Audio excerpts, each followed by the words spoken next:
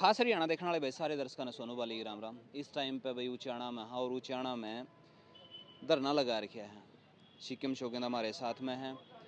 इनके हमारे साथ में होने का एक बहुत बड़ा कारण है कि जो आपने देखा प्रकरण संसद में होया है उसकी सुरक्षा में चूक थी कहाँ या फिर किसी बात ने लेकर न कहाँ, हाँ उसमें नाम आवा है गसों की छोरी नीलम का।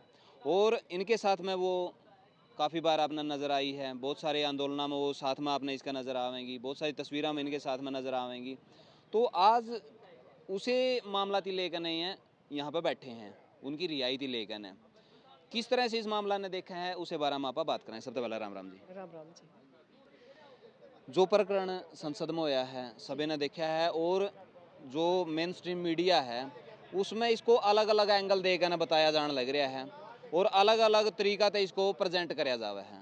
तो आपकी इस बारे में क्या राय है, क्योंकि आपके साथ में वो बहुत नज़दीकता रही है, बहुत आप उसकी बढ़िया डाल समझ सको, शायद दूसरे ना समझ पावे या फिर जो इस बारे में अपनी अपनी राय दे रहे हैं।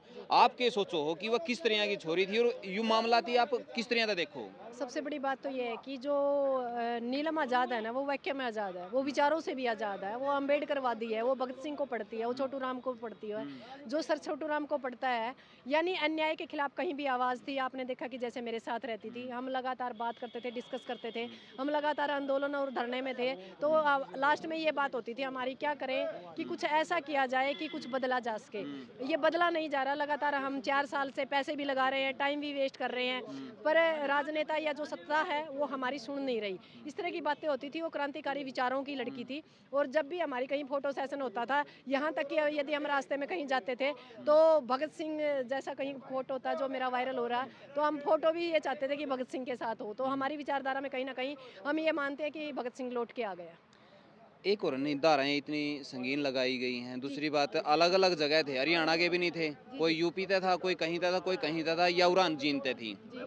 तो इस चीज़ा थी मतलब अलग अलग तरीका तो मैं घुसे हैं कहीं ना कहीं सुरक्षा में शेन। तो आप इस चीज़ की मानो? नहीं नहीं, सुरक्षा में सेध क्या है, तो देश की सुरक्षा। आप एक बात बताओ, ये कहा करता है कि सुरक्षित हाथा में देश है, तो जब संसद है सुरक्षित हाथा में को नहीं, तो आप देख सकते हो कि देश कहाँ सुरक्षित हाथा में। तो इनको तो अपनी सीट खाली कर देनी चाहिए, निकम्मी सरकार जो है। और दूसरी बात, वो आंदोलन कर रही थी, ना कि आतंकवादी नहीं थी। वो आंदोलन के दौरान ये बता रही थी बाहर की दुनिया को कि हम बेरोजगार हैं। और जो राजनेता बैठे हैं, जो बहरे और गूंगे हो चुके हैं, उनको ये बताने की कोशिश की थी कि आप लोगों की वजह से आज हमें ये तक करना पड़ गया कि लगातार 4 साल तक आपने आवाज़ नहीं सुनी, तो हमें धमाकों की ज़रूरत पड़ी। क्योंकि भगत सिंह ने भी कहा था, जब लगातार हम लड़ रहे हैं उसकी आवाज़ ना सुनी जाए तो बड़े धमाकों की ज़रूरत है। ये उससे संबंधित ही कुछ धमाका था और इसका मकसद किसी को नुकसान पहुंचाना नहीं था, व्यवस्था के ऊपर वार करना था। लोगों को ये समझाना था कि हमारे साथ आइए और अपने हकों के अधिकारों के लिए लड़िए। और जो राजनेता बैठे थे उनको ये बताने की कोशिश की थी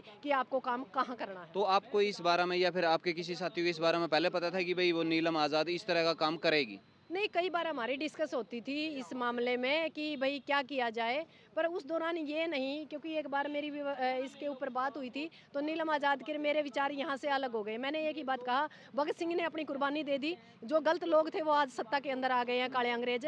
यही होगा कि हम और आप कुर्बान हो जाएँगे, हमारे फ़ोटो के ऊपर फूल माला डलेगी और कोई राजनीति करेगा। हम किसी को अपनी फ़ोटो के ऊपर राजनीति या हमारी जो शहीदी है उसके ऊपर किसी को राजनीति नहीं करने देंगे और हम लड़ेंगे, पर सेफ होके लड़ेंगे। पर मुझे नहीं पता था कि उसने ये रास्ता क्यों अपनाया। आप नीलम को तो जानते थे लेकिन उसके साथ में 4 और थे, जी। उनको भी आप जानते नहीं, थे? मैं उनको नहीं जानती थी, क्योंकि जैसे हम पहलवान आंदोलन था तब वहाँ गए थे, जब किसानी आंदोलन था तब भी वो मेरे साथ जाती थी।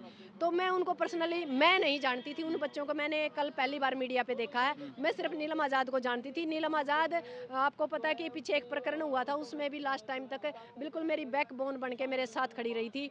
यानी एक दोस्त का जो फ़र्ज़ होता है उसने बिल्कुल बाकायदा निभाया। जब पूरा समाज, यहाँ तक कि कहीं न कहीं मेरे परिवार को भी ये संशय लगता था कि कहीं गलत ना हो जाए, कहीं जान ना चली जाए, वहाँ नीलम ने एक ही बात कही, जान तो आनी जानी चीज़ है, पर हमने अपनी इज्जत के लिए लड़ना, आप खड़े रहो, हम लड़ेंगे। बिल्कुल एक बैकबोन बन के मेरे साथ खड़ी रही। तो आज आप इकट्ठे हुए हो, धरना प्रदर्शन कराया है, तो इसमें सिर्फ नीलम की जो रिहाई है उसके लिए या फिर बाकी नहीं, की भी? सभी की रिहाई के लिए, क्योंकि बच्चे हमारे लिए, पूरे देश के बच्चे, हमारे हिंदुस्तान के बच्चे हैं। और सभी जो बच्चों ने आवाज़ उठाई वो बेरोज़गारी की आवाज़ उठाई। अकेली नीलम कुछ नहीं कर सकती थी, अकेले वो बच्चे कुछ नहीं कर सकते थे। एक मूवमेंट के अंदर उन्होंने जो काम किया, सभी बच्चों को रिहा किया जाए और जो यूपीए की धारा है उसको हटाया जाए। और ठीक है भाई, वो सुरक्षा के लिए या जो समस्याएं हैं, जो उनसे क्वेश्चन करने हैं, जो इंक्वायरी करनी है वो इंक्वायरी कर सके, पर उनको किसी भी तरह की हानि ना पहुंचाई जाए। उसके अलावा यदि सरकार मानती है तो ठीक है, नहीं तो एक बड़ी महापंचायत हरियाणा की यहाँ होगी, जिसमें किसान संगठन, सामाजिक संगठन और महिला संगठन, सारे संगठनों को मिला के एक धारा दी जाएगी इस चीज़ में। देखो, अपना अधिकार लेने का सभी का अधिकार है, लेकिन एक प्रोटोकॉल होता है, एक सारी की सारी जो प्रतिक्रियाएं होती हैं कि भाई आप इस तरह से प्रदर्शन कर सकते हो, अपनी मांगें मनवा सकते हो, रोड जाम कर सकते हो, ये मार्च निकाल सकते हो, लेकिन संसद के अंदर इस तरह तय आप भड़कने जो स्मोकिंग करवाओगे, यानी कि जो धुआं फैलाओगे या फिर कोई और एक्टिविटी करोगे, तो वो मेरे साथ लोकतांत्रिक नहीं होगा फिर। नहीं, लोकतंत्र है कहाँ? देश का लोकतंत्र तो खत्म है। लोकतंत्र जब होता जब एक मतलब है हमारा प्रधानमंत्री कोई आवाज़ निकालता है या बयान देता है, वो कानून बन जाना चाहिए। मुख्यमंत्री कोई बयान देता है, कानून बन जाना चाहिए। पहली ऐसी सरकार है जिनके बयान आते हैं, बकवासबाजी, सिर्फ झूठ बोलते हैं और धरातल पे कुछ नहीं होता।